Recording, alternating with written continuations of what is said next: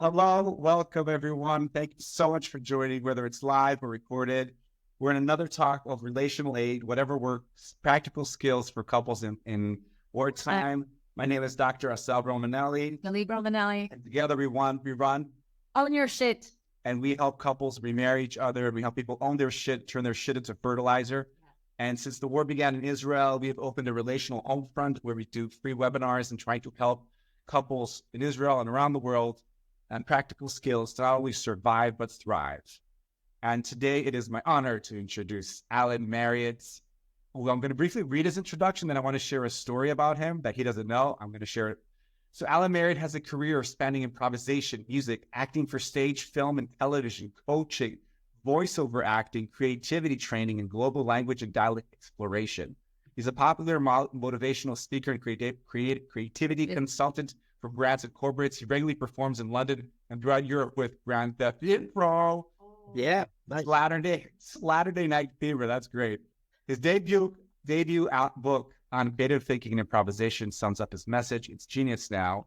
And I want to share a personal story. So when I was living in London many years ago, about 17 years ago, I was single, miserably single, and probably clinically depressed. And I would go to these drop-in improv classes, the Flux improv classes. Oh, yes. It's an East London, some community center, and Alan was teaching drop-in improv classes, and he was just writing his book. So he was like the math professor, spitting out his Torah, his teaching, and I was like writing everything down, following him, writing it down, and then he left London, and he published his book, Genius Now, and it is a genius. He's a brilliant mind. And when I started my doctorate, which was teaching therapists that improvise, I went back to his book, and I've been teaching your teachings, Alan, for many, many years. Yeah, I need to give you another one. It's getting worn out. And I wanted to say something, and this is on a personal note. You're the first improviser that we've hosted here. Oh. And for me, bringing improv and therapy together, I know improvisation. I'm reminding everyone, therapy, art, and education are one. They used to be all connected. The shaman, right? And we've separated those disciplines, and I am so happy. I want to really thank you, Alan, for saying yes and agreeing to be with us. And I'm sure this is going to be a different type of talk, because today we're not talking to a therapist, we're talking to an improviser. It was all about collaboration, equal creativity. And Alan, so first of all, thank you so much. It's a pleasure to be here, Assael, and Galit. I don't know what to say. I've been doing improv for like 1,000 years and teaching it as well, and it just keeps growing. It's one of those things that once you get started on it, you really can't let it go. And I've always felt that improv has a big role to play socially, not just for couples, but also just for bringing people together in general. And that as you know from reading the book, that my big thing is about trying to build improv thinking, try and let that spread worldwide, because I just think it's a force for good, just having people connect. I really do believe that that improv has an underlying wonderful thing about it, which is that ability to connect people together. Because I think we live in a world that has become so disconnected, and all of the devices that we have surrounded ourselves with actually help us to disconnect, even though, we talk about social media, but really it's anti-social media. It's actually not helpful at all in many respects. And what we need to do is to start really, really connecting with people. It's just on a personal level, not just on an electronic level. I mean, this is great and it's important, but it's that personal level, because that's where you actually feel energy movement. When you do a Zoom class with somebody, there is a disconnect between your energy and the energy of the people who are watching. Yeah. And it's not quite the same as doing a true class. So I've started, and so, I mean, COVID couldn't have come at a worse time in many respects for the world. And most of the problems that are bubbling up now, in a way, are they're like an aftershock of the pandemic. Yeah. This is a classic thing that happens about every 100 years, where you have, things that shake up everything. Yeah. And so it's not a surprise that COVID has led to all of these terrible things happening, and you're like right in the middle of one. And, yes. Ukraine is in the middle of one, and the U.S. is about to explode into something I don't even want to think about, with the rise of Trump and all that. And it's all about disconnection. See, I don't think that there's such a thing as good and evil. I think that there is only connection and disconnection. And that the more you disconnect, the more you do evil things. And the more that you connect, the less harm you cause people. Because if you connect to people, you feel their pain, and it hurts you as much as it hurts them. So really all of that comes from connection and disconnection. So we really have these two. To me, it's the world is actually it's almost like Einstein, right? That's like a unified theory of everything, right? So we go from the idea of connection and disconnection as those two polarities, and then the two polarities that there are really only two emotions: fear and love. And fear leads to hate and anger and all of the other things that are there. And love, again, leads to this outward movement, which connects people together. And we can use our own tendencies and our own temperaments and stuff that we have. And as long as we're working in that outward way, I talk a lot in my book about outward thinking, right, as a way to view the world, as a way to approach the world.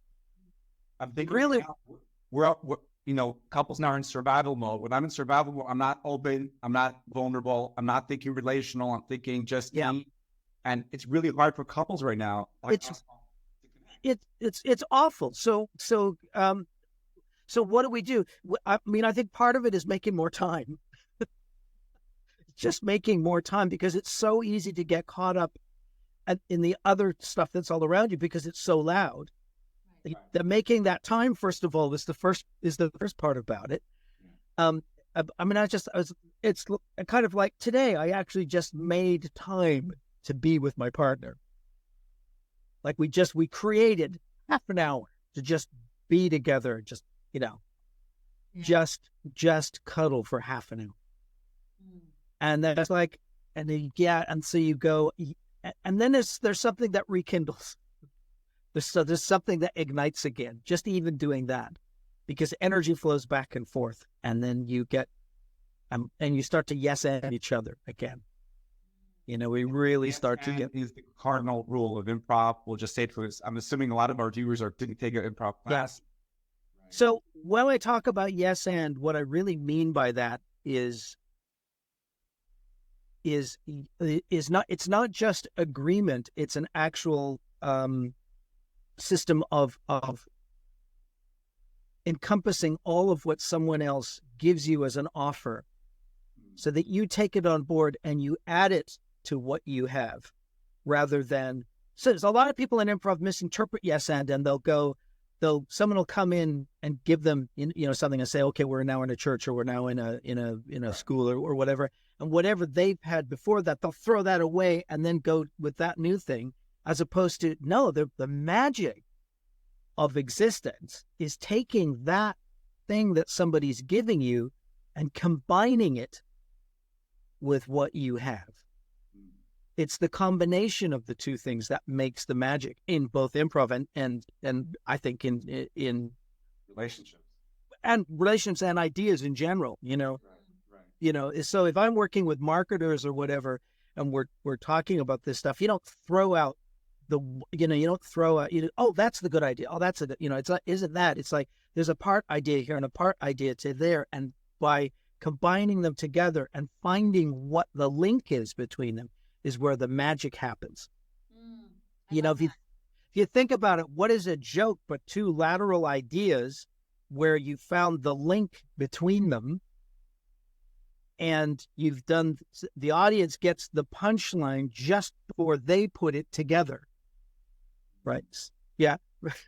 So it's like a synthesis of like the commonalities, right? Is that right? Yeah. Yeah. Like exactly. Synthesizing what's common in both of these. Like, why did this person throw out that idea and that idea? Yeah. Oh, well, here's like a kernel that connects them both. What did that create? Did I get that right? Yeah. Totally. I'm thinking, Alan, because we know, like right now in wartime, our relationships are our biggest resource, and a lot of couples right now are having difficulty to yes and each other and to co-create, right? So I think there's some interesting things that go with this, and that is like, what are your? We really need to talk about status here and status habits. I think Yes. Because status is So status is basically the smallest indicators of dominance and submission that we give to each other. And it's an agreed activity. It's a dance. Okay. Status is a dance. It's not a I'm high and you are low. It's not that, it's not like I am king and you are servant. It's not that at all. It's a dance where it goes up and down. Keith Johnston, the great Keith Johnston used to talk about this as a seesaw that goes up and down, and the movement of it is what makes it not just interesting to watch and play, but fun. Okay. Right. Keith used to say that people that we have as partners and friends are people who we've agreed to play certain status games. And I think that's so beautiful because it's like, and the games are really powerful. The main kind of status games that we have are like a topping thing, right? So sometimes you have a friend that you just love to have topping games with, and you'll be in a pub or whatever, and you go, yeah, and you'll say, "Did you know that?" Blah, blah, and the other guy will go, "Yeah, well, yes, but did you also know?" And then, "Oh, yeah, did you know that?" "Oh, I know, and I think you'll find, right?" And then it'll end up in well played, right? So you get, and then nul point, right?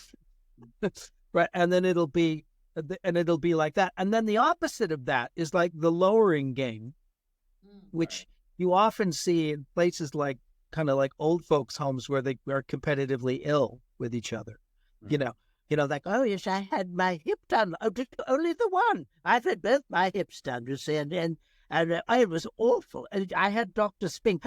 Dr. Spink, he's so much better than my doctor, But I'm competitively lowering myself next to the other person, and that is, again, can be a really fun game that people play with each other. Yeah. So, and then beyond that, we have often things like a transfer where one person will start at a higher status position and the other person will start at a lower position. And then throughout the moment, they'll change that attitude. Also, something really interesting about couples and families is that oftentimes the public face that you show as a couple has one status relationship going, and then when you're in private, it reverses.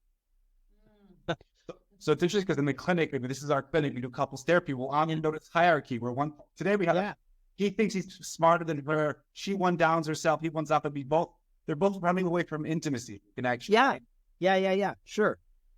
You're saying we can use status from the improv world to help these couples kind of connect on a.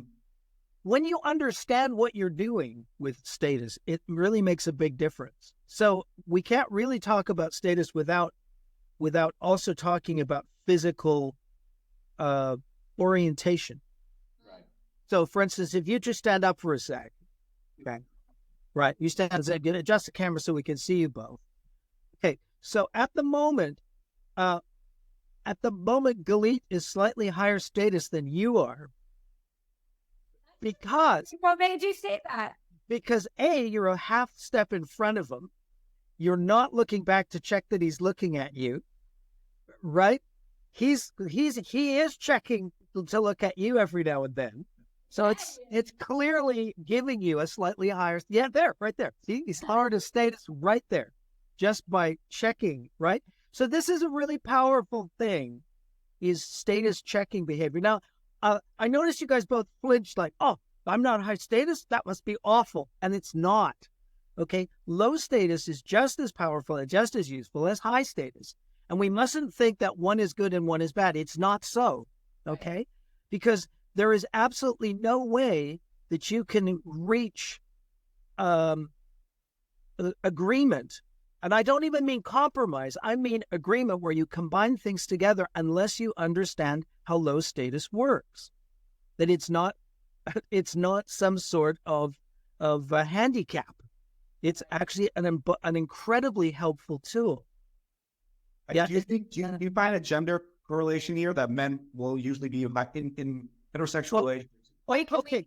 So there is a Standing or stay standing for just a minute for me. Okay, stay standing for just a minute. So let's say if we want to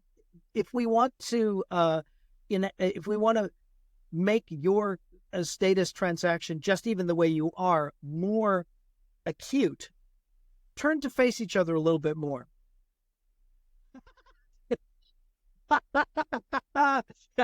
Okay, Galit is still higher status than you are because your shoulders lowered. You did a little jiggle. Your head wobbled, and she was like, "No, sit still." Right?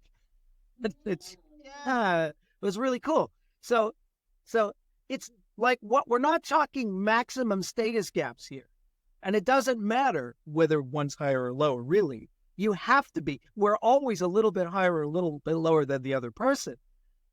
Recognizing that and not that the key to status transaction is agreement. If my status is adjusted against my will, I experience anxiety and pain. So this is the key issue here is if you lower someone's status against their will, they experience pain, anxiety, and will move towards anger and aggression. Wow. yeah. Okay, So in couples, from your experience, how do they lower each other on? So, okay, really simple things. Okay, so you and Galit, imagine that you and Galit are just kind of angling towards the camera. So angle towards the camera now. And I want, Assael, I want you to start a little speech. And then Galit, I want you to interrupt him. Okay, so start. So That's every conversation we've ever had. no, but I just want you to watch it from a status angle. Okay, so start a little speech, Assael. So I want you to talk about something innocuous. Like something that bothered you today. Something that bothered you that's quite innocuous. That's not really. It's not a big deal. It's a little thing. Right. Okay. So I'm gonna share this with everybody. Says Hello. Let's own your shit here. Hey, Alan, we're owning your shit. I'm gonna use a real example. Yeah. Okay. Yeah. Alan was feeling too well, and I'm a bit sick today. Yeah. And when you took Lila to swimming, I know I made you tea with the lemon. yeah, but actually, I want to actually go. Yeah, but I wanted to say that we moving classes. I won't. So now Galit, Yeah. when you interrupt him, touch his arm. Okay. Okay, so keep your arms kind of keep them in front of you and crossed, Assael. So when you interrupt, touch his forearm. Okay. Yeah, right. So when you took Lila to swim, I was hoping you'd make dinner. I didn't want to make dinner. I wanted you to make dinner because I'm not I know. And you didn't need to make dinner. So Galit. So when you touch his arm, that's when you interrupt. So wait for him to half finish a thought beat, Oh, okay. and then interrupt him by touching his arm and interrupt him. Okay. So when you took Lila to swimming, I'm not feeling too well. I was hoping you were gonna make dinner tonight. I know. No, you got to touch him right away. Touch him and spank, because you went grab and then, but it's touch him and touch. So it's like clawing at him and then speaking to him. Okay, right? Yeah. Watch how strong this transaction is, folks. Okay. So I wasn't feeling today. I wasn't feeling well. When you took Lila to swimming, I was kind of hoping you'd make dinner because I'm exhausted. No, but what else did I do it right? You did. That was perfect. Yeah. I know you didn't want to make dinner, but she didn't want what was an offer. So I was hoping. I'm sick, but I was hoping you'd take care of the kids so I don't have to. Then interrupt him again. I understand. I understand what you said. Okay. Can you feel how much more that? Yeah. So and he's taller than her. I just like come out taller than her. Right? Makes no difference. I really feel like I'm bringing him, like I'm pulling him down. So here's the really interesting thing is that we have these planes of power that come out from our shoulder blades at 45-degree angles. Okay. think of yourself like a lighthouse, right? That's your light. That's your energy light that goes forward. Okay, goes out from your shoulders. So anybody that stays in that plane there. So it's really interesting. Like right now, you've angled yourself so that Assael is in that plane of influence. Do you know that? I'm not in hers. No, so you just step back. No, because you step back, right? Stepping back is a way to try and regain control. But actually, yeah. Do you see? So when she angles herself to be there, it's a way to maintain high status. It puts you in. It's basically a classic master-servant situation, okay? But right, but what is a master-servant situation in reality? Okay, it's not incompetency, Right. okay? A good master-servant situation is where both parties are getting something out of the deal. All right, if I'm in a low-status position to somebody else, if being with that person actually elevates me and supports me, then I'm getting something out of this relationship. Right. And the same is if I'm a high status person and I'm with this person who's slightly lower than me, then I'm getting this confidant that I could trust, who will always have my back. When relationships go wrong is when the one of those people that's in that situation stops liking that game. Right. If the game begins to change, that's when relationships start to break down. Okay. Now with the war, Wait a minute. I want to answer a question about that. So is it when they start to change? I mean, I do it naturally. I'm unbelievable. That's high status, sir. Oh, but I do. Had you not know? Did you not know she was the higher status? No, I didn't know. I thought I was low. I also thought I was the high status. Oh my God. Oh, that's brilliant. That's nice. Nice. That is patriotic. But listen, I do this with other people who I'm not married to. Also, I grab their arms and. Of course you do. Of course you do. Maybe because it's like that. But It's a tool. Go ask your question, Glee. That was awesome, guys. That was really awesome. I like the idea of kind of like the playing, and that it's kind of, I don't know, transactional is but we're both getting something out of it, right? Yeah. Reciprocity, or I guess kind of thing. Well, it's more than that, Galit. It's actually also that there's pleasure to be had from playing those status games. This is what I mean. You see, the thing is that if I play status games with people and I enjoy playing those games with them, and we always play status games with people, and it's the ones that where we have trouble and when we have problems and conflict is because they're not playing by the rules. Right.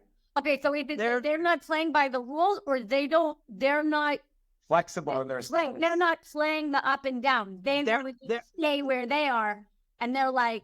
Yes, it's not just up and down, because you might be really low status too and keep pulling somebody down. Right? It works both ways. So it's not just, admittedly, but this happens a lot in office situations. I've lost count of the amount of times when I've worked with people who are in, corporations and stuff, and it's like, oh, wow, we've got these, I don't know why why is this guy so irritating? And he comes in, well, it's because he's so high status. So I want to ask you a question. He doesn't realize how high status he is, and that's actually getting in the way of getting people to do something. Because you don't get people to do things by going, okay, I really like you. I really, really like you. Everything about you is great. Okay, so I just want you to know how much I trust you. Right? So, Alan, I want to ask you a question. Right. So, I'm going back to marriages and the war. Basically unbalance all the marriages. We all of us have to be married. So, let's say there was a couple where she was the low status and he was the high status. For 3 months, she's been alone with the kids. Yeah. Right. He's coming back and she's high status. Yeah. Can you give tips for like high status people that need to soften down? Yes, absolutely. So high status, all those high status positions are based around openness in the body. Most high status people have real problems with checking behavior. Okay. Think about it for a minute. What is flirting? What is flirting? Low status, like little fidgety. Banter? Yeah. It is low status behavior where I am not asking the person to feel sorry for me. Okay. I am not asking them to feel sorry for me. I'm flirting with them. So I say I'm Brad Pitt in Thelma and Louise. Right. Way back. Go back, way back. Yeah. Oh yeah. So say I'm Brad Pitt and Thelma and Louise, and I'm saying I forgot my hand on my hat, and I'm just checking, just checking every now and then, just to see whether you're gonna, look at me. I've got all this charm going, and I just feel like, it's all that sort of stuff and all that charm. And well, I don't know how I'm going to get there, but I will, definitely, right? Do you see? And that charm with a low status, it's like, oh, just want to put your arms around it, right? Right. So this is something where, as opposed to a high status person comes into the room and goes, yes, I love you. I do. I'm showing you that I love you. This is a highly aggressive, high status behavior, and it won't work. It's not going to be. So we cannot approach high status with high status. It just makes conflict. So how do we help people or soldiers that came back from high status war where they're like this? Yeah. People soften it, lower their status. So I think especially men. I think the first step is to de-escalate the tension, right? Because that's if tension, I'm up and I'm there, and so then if I can get to a relaxed place first, if I can come in and start interacting with the person that I love, not by meeting them head on and putting all my energy at them, but by coming up in a if you guys stand up again, I'm going to give you one little exercise to do. Okay. Yeah. Let's do it. Okay. So here's a little exercise for you. So, Assael, I'm going to get you to come in from that side. Yeah. Go off so I can't see you at all. Stage left. Stage left. Yes. Go off stage left. All right. And I want you to come. Yeah. And I want you to come in. So Galit, imagine that you've got there's an island in between your washing dishes and there's a sink in the island you're washing dishes, so he can see you as he walks in. Okay. Like here? No, facing him. Oh. Facing him. Okay. So Assael, if you come in and just go head on with your arms out like this. Honey, I'm home from the war. So look at what she tenses, her face goes, the muscles like, yeah, it's not comfortable at all, is it? So if you do the opposite of that, so first of all, at the door, you make a greeting, and then come around to the side so that you're on her area of influence. To be in her area of influence. Her area of influence, but don't try and do it head on. Okay. Come in from the side. Yeah. Right? No, that's it. And no closer than that. Don't get too close. Okay. You're a half step too close. There. That's better. And then let her. And then when she looks at you, look down. And then up. Yeah. That's a check. Yeah. Okay. There. Yeah, isn't he irresistible? Amazing. Right? And it's just so much softer. So it's literally, all he's done is he's approached you in a low status way, but low status charming. Okay, he's approached you low status happy. Yeah. I'm seeing? That's a real key. Yeah, a non-threatening low status. Not low status pity me. Low status, it's okay. Yeah. So for that, I'm just thinking for the men who are listening to this, we need to de-roll from military survival. Yeah.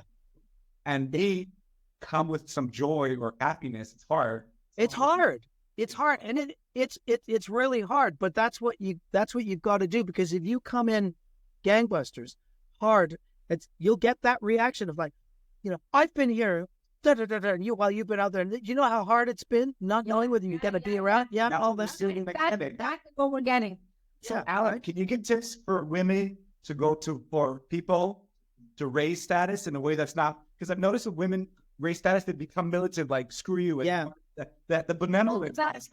So the key to it is simply this. It's if you start thinking in a maternal way rather than in a confrontational way, you'll automatically connect with the other person rather than fight them. So yeah. Can you direct us cycle just? Yeah.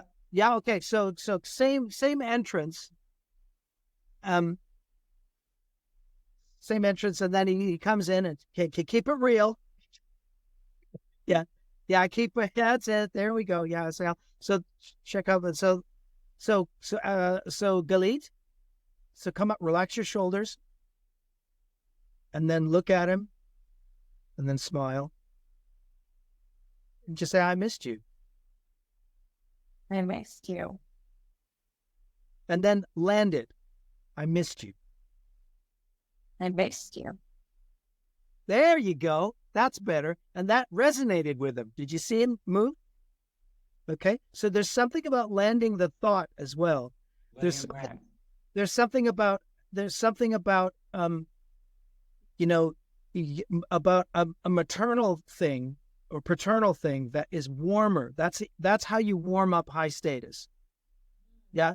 And in fact, most people who are not good at high status it's their opposite. They will always go aggressive because it's at its core, it's not comfortable for them to be high status. So status, right? They have the default. That's right. Yeah. So people have a default status of either high or low, and then often they're conditioned to be either that, and so it gets amplified, or they're conditioned in the opposite way, and it gets suppressed. Okay. I had a student once who was deeply high status inside, but had been conditioned so hard low that she would go to a bank and she would kind of go, I'd like to take out some money, So it would be, the reaction would be high, and then her response would be because those are the only tools that she had learned. Right. Especially by the way we socialize women and low. Exactly. I think it's probably fair to say that at least historically, women have had to take that low status role, and it's only just starting to shift. And that's also, anytime we get a major transition like that, that also causes major conflicts, because you don't know where you are. If I'm yes-anding you, and if this is an opportunity for couples to renegotiate, we would see having women take more of a high status and men exploring low status in a happy and vulnerable way. But there's the key to it: happy low status and relaxed high status. Okay. Happy low status, relaxed. So men, low status means weak, sad, pity. Yeah, and it doesn't. There's lots of great examples of men that use low status as their major tool to get things done. In fact, I would argue that some of the greatest statesmen of all time have, at least, they may have had a public high status thing that they played, but in private, they were great at low status transaction and got meetings done. Wow.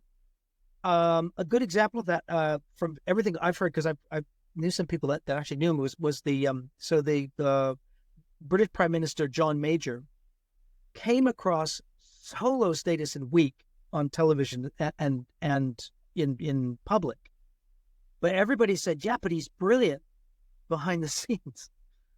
Like, he's just brilliant behind the scenes. He gets so much done. Like, he was one of those guys who could get people to agree, and it's because he could kind of go, well, I'll be there and I'll do that sort of, I want you to connect.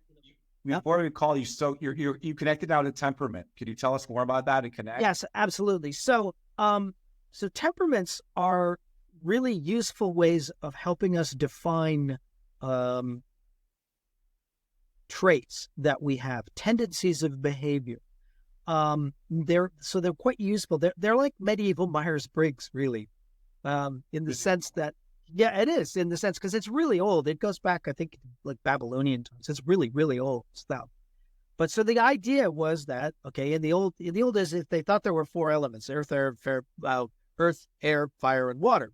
Right. And then they connected personality traits to those 4 elements. So they said, okay, there's this. So people who are, kind of, determined, and they're strong-willed, and they're visionary, and they're optimistic, quite courageous, self-confidence, leader. I know.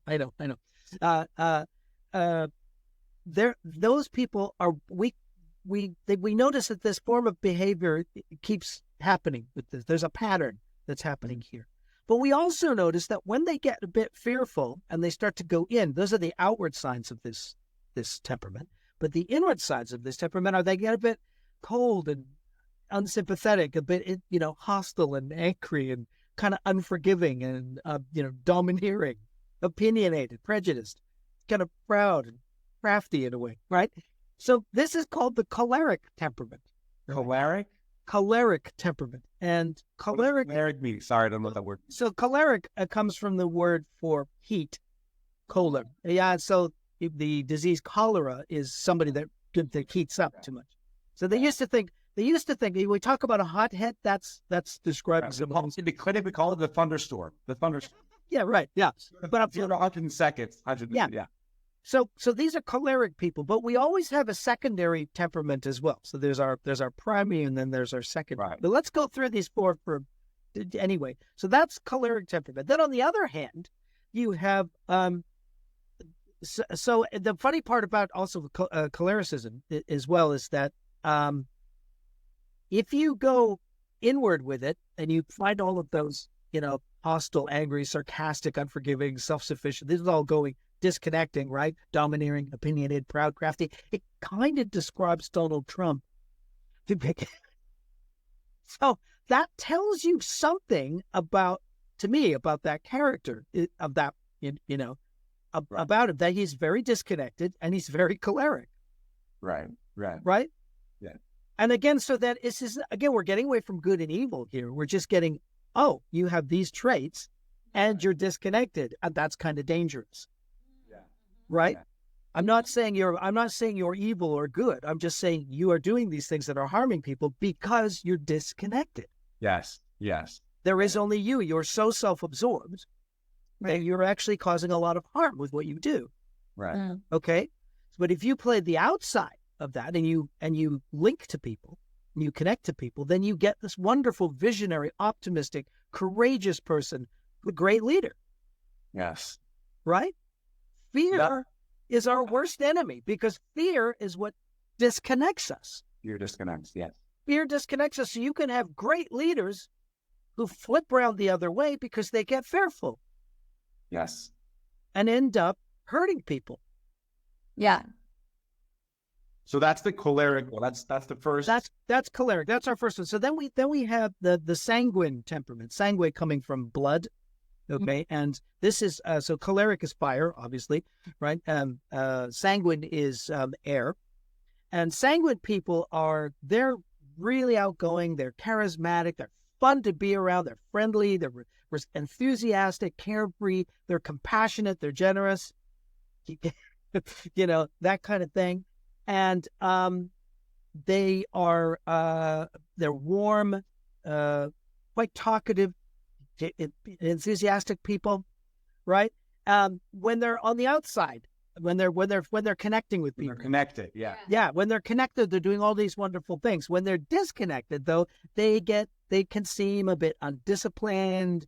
They can seem a bit weak-willed. So, sanguine people are the ones that oh, where's the party? They're like, oh, this is really great. Oh, look at that. That's really great too. That's right. So it's like squirrel. Yes, exactly. That's right. What I find fascinating is that modern modern kind of like the way that I think ADHD has been dealt with is basically taking all the sanguine people and giving them Ritalin, and that to me is problematic. But it's maybe not quite.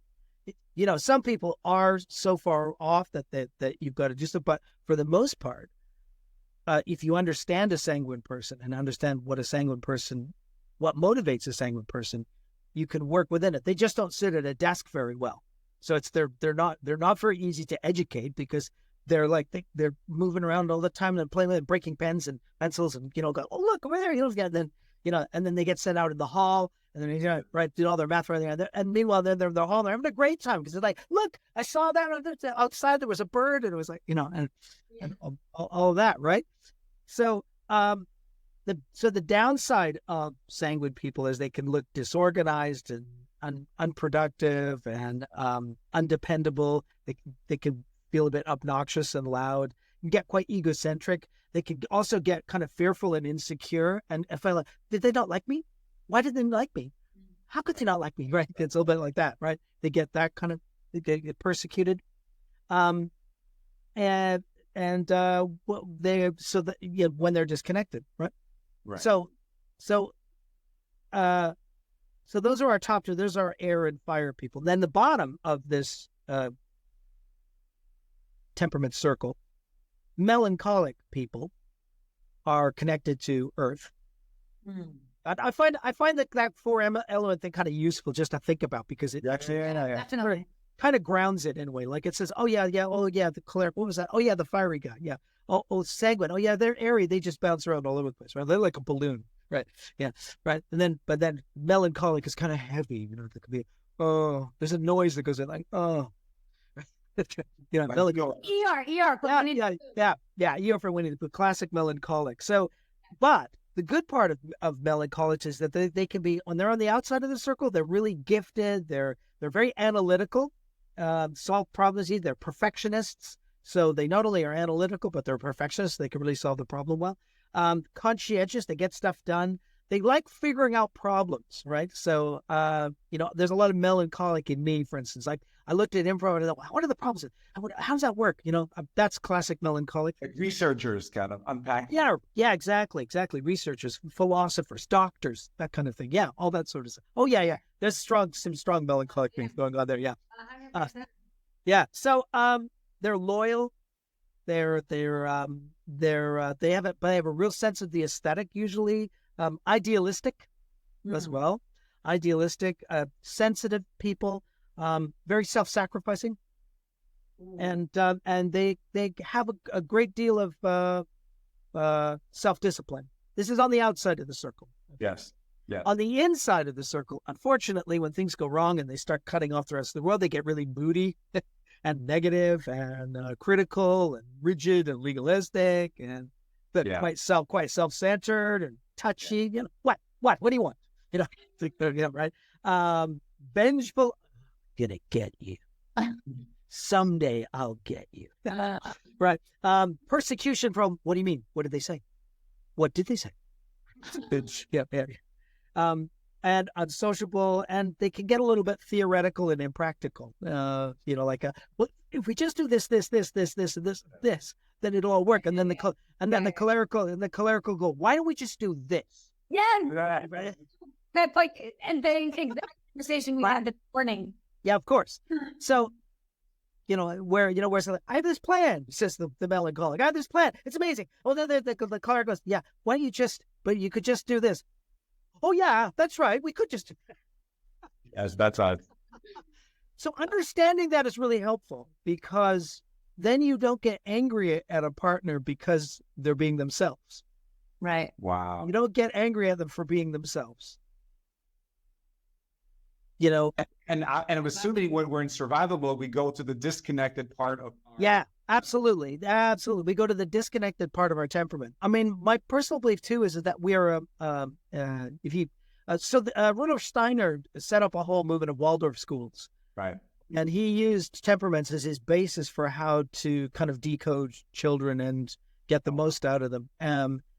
That's where I first came across all of this work, because my kids went to a Waldorf school, and and it made them so self-reliant. It was amazing. Like when they came out, they wanted something and they just did. So I need to do this, this, this, and this, and it just they had a level of self-reliance I hadn't seen in other kids. So it's a great system, and it worked really well for them. We're missing the fourth. We're missing the fourth. The fourth is I told you, melancholic. Yeah. So the fourth is phlegmatic. So this phlegmatic is water, phlegm. Right? Yeah, that. In medieval times, they were given all sorts of purges to purge out yellow bile and black bile and all that stuff, right? To get rid of too much phlegmatism in them. So the good side of a phlegmatic is that they can be quite calm and quiet, quite easygoing people. They're usually very likable. They see all the sides of a problem. So inevitably, if I'm working on this in a class with people, and I start talking about the four temperaments, the phlegmatic will put their hand up and go, "But Alan, I'm all of these," right? Because they see all the sides of it, and it's very funny too. So, and it's quite interesting, And you go, "Yes," and then everyone else will try to go, "You're phlegmatic," right? Yeah, which I find very hilarious. They're likable people. They're very diplomatic because, as I say, they see all the sides of a problem. Phlegmatic people usually, when they see the cleric and the sanguine fighting in the corner, they'll usually come and go, "Hey guys, come on, let's calm and slow down," right? So they're very useful people to have around, because they're efficient and they're organized. They're dependable, always on time. They always get it done. A little bit conservative in their approach, in the sense that they're not going to take big risks. But it's like, okay, so conservatively, I can do this. Yeah. Okay. But if we do this and we do that, then we're there. They're practical, right? Because, well, now we can't take that bigger risk because, that's a thing. And they're reluctant leaders, but they're usually good leaders when they're convinced that they're the only person for the job, right? Which is how you motivate them. You motivate a phlegmatic by saying you're the only person for the job. And they have quite a dry humor. Now, the bad part, or the disconnected part of a phlegmatic, is that they can look a bit unmotivated, because they'll check everything out because they're trying to weigh all the things. So they kind of go, no, I'm good. And they'll be just watching everybody. They look a little blasé because of that. They look a little indolent, like they're not doing anything because they're checking everything out. And that'd be a bit of a spectator. Can seem they can get selfish because it's like, no, I got to protect myself. It's financially and we're doing it right. Canada, and it's interesting. Canada is a very phlegmatic country, which is weird because it's right next to America, which is very, very choleric. Right. The U.S. is a very choleric country, and Canada is very, those Americans, they're loud when they're in, they come across the border, and I try to be nice to them, but it's sometimes it's a challenge, and phlegmatics can also seem a bit stingy. Well, I don't know, sure I want to take that risk, and self-protective, stubborn, a bit indecisive, a bit fearful, yeah. So, but they make great diplomats and accountants and teachers and technicians and people like. If anyone's got to figure it out, a lot of IT people are very phlegmatic because. Is there a correlation between the four temperaments and status, or you can be anyone? Yes, yeah, I think. You can be, a choleric and low status, but it's weird.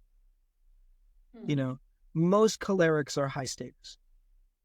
Most true cholerics, people that are actually not, I don't mean conditioned cholerics. I mean somebody that's a true choleric tends to be higher in status because because the world is quite simple in the sense that, I see a problem, I fix it. What's the big deal?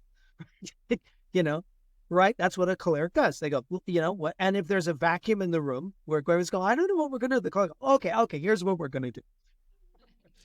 Right?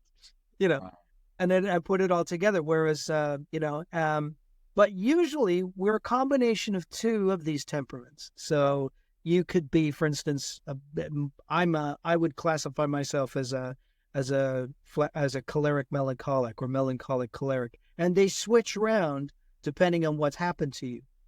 I again, like with status, I think they switch around oftentimes public-private. So if I'm more melancholic in private than I am in public. I'm much more choleric in public than I am That's also your profession. You also work. It's also my profession, exactly. But the guy that can direct, the guy that can lead classes, the guy that can hold a room, that's the choleric guy. Make people laugh. Yeah. That inside, right? Yeah, that's right. It's the choleric guy that does that. The melancholic is the one that thinks about things, that writes poetry, that writes songs, that writes philosophy. That's the melancholic part. As we're starting to wrap up here, whoever's watching, please feel free to write questions or even open your mic. I'm thinking about, we spoke about we both agree. I mean, we talk about that when there's hierarchy, there's no partnership. And I feel really like the world one couple at a time, couples need to soften relational hierarchies. So we can't eliminate status, right? But we can agree on the dance. Right. Wow. Say that again. Wait, say that again. Yeah. So we can't eliminate status, but we can agree on the dance. We can agree the dance steps, because, I married you because there's a dance we like to play. That it's just the way you do stuff with me is fantastic. Yet think about great rom-coms just for a minute. Yeah, we talked for a minute before we were on air here about When Harry Met Sally, which is still probably my favorite rom-com of all time. Right. And I make no apologies for that. But what's great about that, there's a wonderful moment in it where right at the end in the big speech at New Year's Eve, where Billy Crystal says, I like it when you wake up. I like the little snorting noise you make. I like it when you order your food, when you do this obsessive, melancholic thing with your food. I like the crease in your forehead. He's describing temperament details. But the status game that they play, he loves the status game, and she does too. And I think that's what's really interesting about it. We have this obsession, in a way, of we got to find the spark. We got to find the spark. And it isn't about the spark. It's about the dance. The dance is way more important than the spark. You know what I mean? Because the dance is what you have to do 20, 30, 40, 50 years with, right? The spark goes up and down. The flame, the passion flame goes up and down in cycles. It just does. Any long-term relationship is always like that. But the dance, I gotta have fun with my partner. We joke each other. My partner and I joke all the time, going we'll be doing something really silly, and she'll turn to me and she'll go, no fun at all. And I think that's super healthy. Would you say, so for couples coming back, reconnecting, would you say a fun dance would necessitate that there is flexibility, or? Yes, I think so. It's got to be. It's got to be. What did I love about you? What is it I loved about your crazy habits? What is it I love about the way you go? What is it I love about all of those little things? It's all the little stuff. That's all part of the little status dance back and forth. I think couples start to fall apart too when they get. So there's one thing: crisis causes problems because it adjusts your status, and you come back with something like you come back from those terrible things, and you have PTSD. It's hard to play those games. So we've got to. Those are the things that we've got to look at. How can we release that so that we can start playing those games again? Because having fun, having the games going, it doesn't matter what hell we have to go through, but we have to be playing those games with each other. We have to be having those fun status transactions with each other. Because if we miss that, it's so important. If we miss that, we miss those beautiful disconnection. Yeah, we go to disconnection. Yeah, and what is PTSD but another form of disconnection?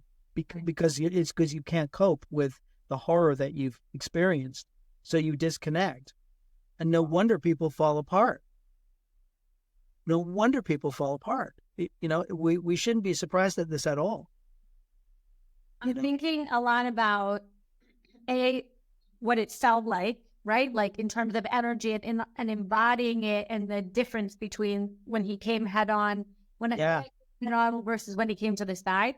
And I'm thinking about what you're saying about kind of having fun and playing with the status. In other words, recognizing what I'm hearing you say essentially is the part of playing with the status is stripping it of this value of better, worse, good, bad, that kind of stuff. Yeah, and on top of that, stripping it of I'm doing this against your will. Right, for sure. You know, you think about those moments when you will not do that. Right. I'm going to assert my status and I'm going to lower your status against your will. That causes pain and anxiety every time. Okay, so you just that was a great segue in that I think part of what maybe needs to be rekindled is for helping couples soften, because they're reuniting when there's a lot of that, where there's a lot of that either rigidity, nobody's playing with statuses, or there's been a force with status, right? When you come back from war, when you come back from any state of kind of violence, that's I will assert my status on others because I have, because that's survival, right? Kind of like street. And so this like stripping it of the better, worse, bigger, stronger. I think that's really important, because whenever somebody is injured, either mentally or physically, they need to know that what they come back to is safe. And safety means that I'm not going to hurt you. That I'm not going to hurt you. Yeah. And I'm not going to adjust your status against your will. Yeah. And harm you. I talk about Steiner again. It's quite interesting. So he was a crazy mystic anyway, and had this idea, that the life force actually gets injured. The etheric force gets injured when we energetically hurt people. Not just physically, but when we energetically hurt people. Our life force, the hurting. Yeah. That the person hurting, the other person's life force gets injured, as well as the person that they're hurting. Wow. Yeah. So that kind of coming softly is already I'm not coming in force to play status games, but I that kind of connection. So for couples watching this, if they're noticing that the status game is rigid and they're always one down or always one up, then that means it's time. We need to re-explore that. That's what you need to start to learn to play again. Yeah. You need to learn to start to play again. Or play, period. Some of them. Or play, period. Yeah, you may never have played. It may have been, I married you because, it's all very clear and, sorry. So. That's fascinating. Yeah. So there's so much. I mean, this is such a huge thing. But like I say, for me, I really do like the temperament work, and I like how it fits. So a melancholy can often be. We talked about how all these different temperaments. We said there is a connection, I think, between choleric and high status, and I think there's a connection between low status and melancholy, and low status and phlegmatics. You often see low status phlegmatics because they just don't want to assert themselves into things. Right. But they often appear low status until they're granted status, and then they accept it. It's a very interesting thing. Like when you say to somebody, you're the only person for this job, and they take the mantle of leadership and really go with it, it surprises everybody that, oh, wow, I didn't know he could do that, or I didn't know she could do that, right? It's really, I'm also thinking, and if any people, now's the time to ask before we wrap up, but I'm thinking we're right now in a very rigid status reality. Yeah. It's asking couples within the boundary of your home to basically rebel against reality, which is right now very hierarchical, very, very hierarchical. Yeah. And then you're saying what I'm hearing you, what I'm taking from this is also safety. Yeah. And also to be flexible, to play, and to say, okay, let's try this and take two and let's cut, rewind. Yeah. And I'm not saying this is easy because, people are damaged, and damaged people will lash out. Damaged people will inadvertently, if you're disconnected and you're damaged, then you will do things and hurt your partner without realizing you're doing it because you have disconnected. Right. I cannot hurt you if I'm connected. But connected means I need to see your subjectivity. And your subjectivity, yeah, totally. So yeah, I love the whole like connected, disconnected, and love and fear too. yeah. So Billy, let's start. Let's do our closing round. What's one thing you're taking from today, Billy? A thought, question, and then I'll close up and we'll do a closing. Well, I'm taking so much because it really kind of like, I loved how you said something when you were describing the four elements, and you said that it allows, when we've kind of recognized who we are and who our partners are, then it allows us to love them wholly for all that they are, right? Including kind of annoying parts and things like that. And I love that, and I feel like oftentimes when we kind of not label, but when we kind of, identify people as having certain traits and having certain qualities, it gets misused when actually it's not supposed to kind of just like disregard the behavior, but rather give us another element of wholly connecting to them. Totally. Right? Like a tool to connect even more. Yes, exactly. You in a much more whole kind of way. And I know that you're not doing it to spite me it's not about me. It's about the person in front of me. Yeah. So I love that. Gosh, it makes it so much easier when you understand, when you kind of go, oh, that was like, oh, I see what's happening there. Yeah. It's like, yeah. So you can it accurately. It just aids a little bit. It just helps a little bit, I think. Yeah. Alan, closing thoughts before I wrap up this session today. So, for me, it's really about, I really think that axis of love and fear is the real key to everything. Is that if I can, and when I mean love, it's not just sometimes we think of love as just romantic love, and that's kind of like that's attached love, and it's really about. It's the more selfless you can be with the love that you feel, the more you can connect. Because I think that we, the scary part, we get to fear, and then we go, but I want what I had, and you try and attach really hard to it, and it just pushes it farther away by trying to attach to it, grab onto it. I must have it. This happens when 20-year-olds leave the nest, and the mom goes, I want to be part of your life. I want to be part of your life. Right? When can I come and visit? When are you visiting me? Why haven't you phoned? That's right. And it's a weird attachment thing, whereas it's too easy to get into that place and just go, you know what? I just unconditionally love this thing, and to get to that, and then we can start to really move mountains. That's what I think, anyway. I want to share with you, Alan, and you believe, like, I think this conversation, I've known you, I've seen you perform, and I've studied with you, and usually the improv that I've seen you has always been performing and comedy and also drama. And I think today what I'm taking is, and maybe that's what drew me to improv, it's a way to change the world, to heal the world. Yeah, I think so.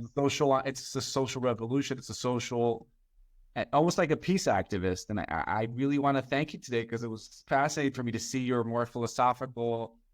I mean, obviously, Genius Now all talks about Einstein and the way he changed the world, right? But yeah. I think what I'm really taking from this, improv is a way to not only have fun and play, but it's the tool love. for connection. The tool for connection. Yeah, I really think that's its greatest thing. I'm about to embark. I've started another workshop here in Wimbledon in South London, but I'm about to embark also on a weekly program of working with 55 plus to help brain plasticity, and have work on getting people to hold back dementia and Alzheimer's and things like that, as a using improv as a tool to help ignite that to help. And I really want to. It's been fascinating to see your work evolve and develop as you mature and sage. And this is a great. Anybody want? Alan, people want to study with you, read your book. How do they get to you? I'm going to put the link in the recording, but if you want to say Sure. So you can contact me on my Squarespace website. There's a contact detail there. That's the easiest place to if you want to do work with me and stuff, then I can give you details of that. Now, also all the stuff that I'm doing is there too. So Alan-Marriott.com is my website. So just check that out there. I'm going to put the link there and obviously order this book. It's genius. And Rochelle says, this was absolutely fascinating. I'm a somatic psychotherapist and huge improv fan. Would love to stay connected. Galit. And I think for me personally, I want to, on a personal note, I think my whole adult life, I've only been reading improv and therapy books and kind of connecting you and bringing you here and having these two worlds combined is truly magical. Everyone who's listening to us or watching us, use the status ideas, read about it, play with it, maybe move from disconnection to connection, here to love. Yeah.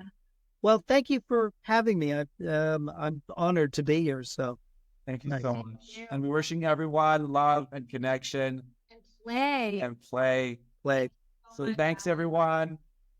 Thank you. Good night. Take care. Night.